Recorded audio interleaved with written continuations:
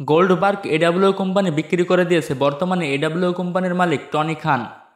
আজকে এমনই কিছু ধামাকা নিউজ নিয়ে ভিডিওটি সাজানো হয়েছে, তো ভিডিওটি শেষ পর্যন্ত দেখার অনুরোধ রইল।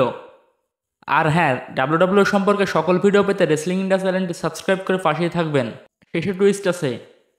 আর এই ভিডিওটির লাইক টার্গেট আমি রেখেছি 50টি, অবশ্যই পূর্ণ করবেন। এডাব্লিউ ছাড়াও আরও কিছু আপডেট রয়েছে, আগে সেগুলো সম্পর্কে বলবো।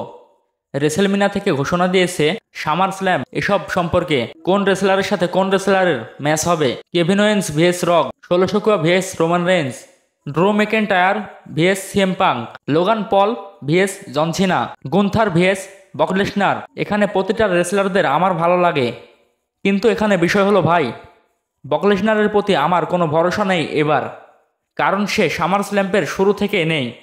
সামার স্ল্যাম শুরু হবার পরে আসছে, আর ভাই প্রিপারেশন না থাকলে যা হয় আর কি। তাই ব্রক লেসনারের প্রতি একটু ডাউট আছে। রেসেলমেনিয়া কম থেকে আরও অনেক কিছু পোস্ট করেছে, আর প্রতিটা পোস্ট কোনো না কোনো কিছুর কথা মনে করিয়ে দিচ্ছে।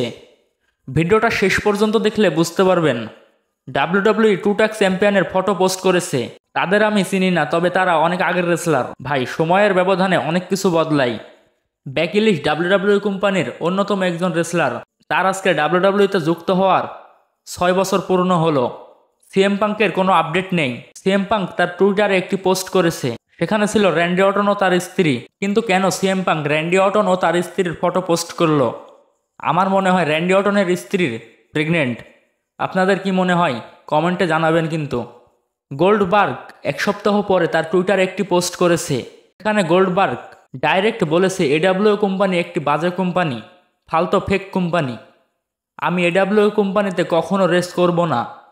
এই পোস্টের জবাবে এডাব্লিউ কোম্পানির বর্তমান মালিক টনি খান বলেছেন, গোল্ডবার্গের সাথে আমার মিটিং হয়েছে, তাকে আমি কখনোই বলিনি এডাব্লিউতে রেস্ট করতে, আর তাকে আমি কখনোই এডাব্লিউতে নিব না।